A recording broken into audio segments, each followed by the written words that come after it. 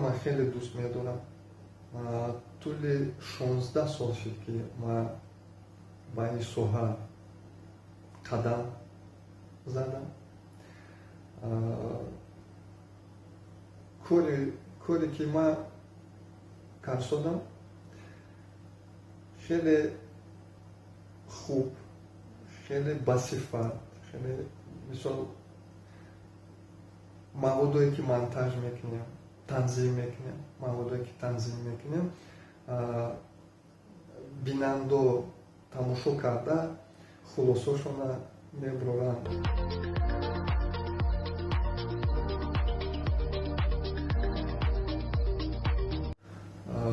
شاگردایی که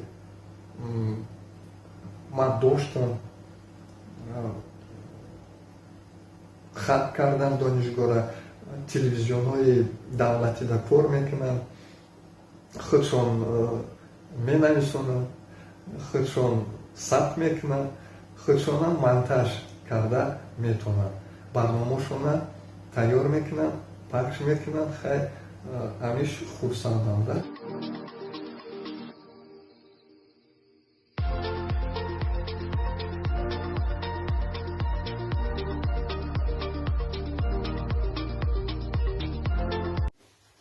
از یک کنکورسی من به تکنیک شوق زیاد داشتم و به نزد یک کسی دیگه اومدم به استودیوی تعلیمی تلویزیون و رادیو.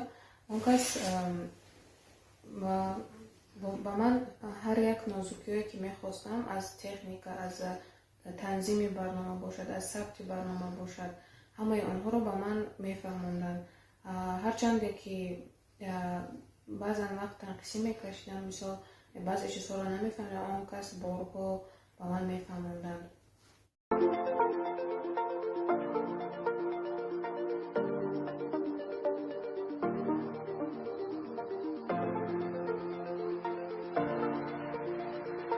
در این 2 سال از استاد سرگئی تیوتین من بسیار چیزها رو آموختم، از جمله کار کردن با برنامه‌هایی که برای تنظیم نوارهای تلویزیونی از جمله ادوب پریمیر، ادوب اودیشن می باشد به من آموزاندند.